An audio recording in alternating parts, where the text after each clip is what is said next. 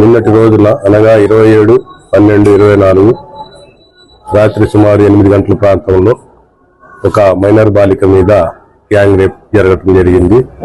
దాని మీద ఇనుకుదురు పోలీస్ స్టేషన్లో కేసు నమోదు చేసి దర్యాప్తు చేస్తా ఉన్నాము. కానీ కొన్ని మీడియాల్లో కొన్ని ఛానల్స్ లో ఆ పాప యొక్క కాళ్ళు చేతులు బంధించి రేప్ చేశారని, అలాగే రేప్ చేసిన వాళ్ళు గంజాయి బ్యాచ్ అని రావటం జరిగింది. కానీ అవన్నీ కూడా వాస్తవాలు కాదు. రేపు జరిగిన మాట మాత్రం వాస్తవం. గ్యాంగ్ రేపు జరిగింది కాబట్టి త్వరలోనే ముద్దాయిల్ని పట్టుకొని చట్టపరంగా వాళ్ళకి శిక్షలు పడేటట్టు చేస్తాం. కాలు చేతులు కాదని మీరు ఎలా వస్తున్నారు? పాపను ఎలా తీసుకెళ్లారని పాప కొద్దిగా షాక్ లో ఉందండి. మా ఉమ్మన్ ఎస్ఐ గారు కూడా విచారిస్తా ఉన్నారు. షాక్ లో ఉన్నది. మళ్ళీ డీటెయిల్ గా విచారిస్తాం. అమ్మాయి